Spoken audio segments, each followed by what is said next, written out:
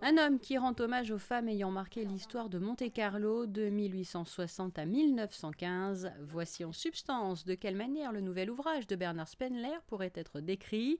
La princesse Caroline, la princesse Alice, Sarah Bernard ou encore Coco Chanel, Colette et en particulier Marie Blanc sont à l'honneur. Qui est la fille d'un petit maroquinier de Prusse, qui n'était pas du tout faite pour ça.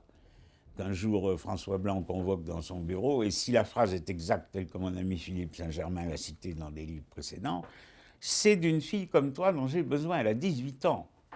Oui, donc elle est très jeune. Alors elle va aller à Paris, où elle sera cornaquée, qui est un mot pudique, par un représentant du cabinet noir de Napoléon III, qui ne va plus la quitter pendant des années, c'est le comte Bertorat, qui va la guider, et elle, dans les dîners, elle lit la presse économique, elle lit les journaux qui sont réservés aux hommes, on la regarde avec stupeur, elle est au courant de tout, et elle fait descendre du beau monde ici, et elle résout les problèmes. Dès qu'il y a un problème, il faut que ça soit résolu. La première fois que Monaco est dans une exposition internationale à Vienne, elle reçoit un télégramme de Bertorat qui lui dit « Le pavillon monégasque, il y a plein de gens, mais ils ne comprennent pas, il n'y a rien à acheter. » À part l'huile d'olive et les parfums de citron et d'orange, au bout d'un moment, ça va, il n'y a pas d'artisanat. Qu'est-ce qu'on peut faire?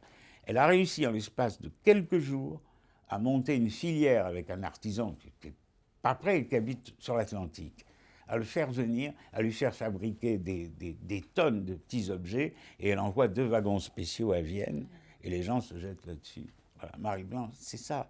Marie Blanc, c'est le jour où à l'hôtel de Paris, on lui dit « Madame, les clients font un peu la gueule parce que les vins n'ont pas le même goût qu'à Bordeaux. Et vous avez une explication? Madame, nous n'avons pas de cave. Faites une cave.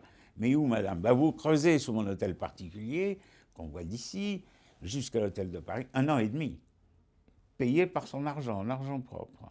Jeu de dames à Monte-Carlo qui permet donc d'en savoir plus sur cette période où la principauté était en pleine évolution, le Monaco de la Belle Époque qui rayonnait sur le plan international. Moi, ce livre-là, je l'ai fait pour rendre justice aux femmes, parce que j'ai beaucoup pensé aussi à Sarah Bernard et à quelques autres.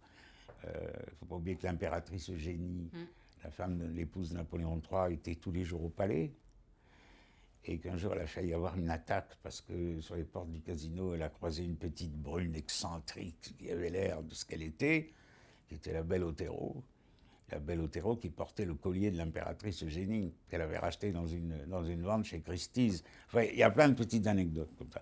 Alors, c'est vrai que ça peut paraître ne pas faire sérieux, mais c'est quand même toutes ces femmes, et je regarde d'oublier la princesse Alice, qui a joué un rôle considérable, donc toutes ces femmes qui étaient soit d'anciennes danseuses du Folies Bergère, soit des princesses authentiques, qui ont fait ce pays, qui l'ont fait avec la chance d'avoir eu 2 princes d'exception, qui étaient 1 Charles III et 2 Albert Ier. Ça aide quand même.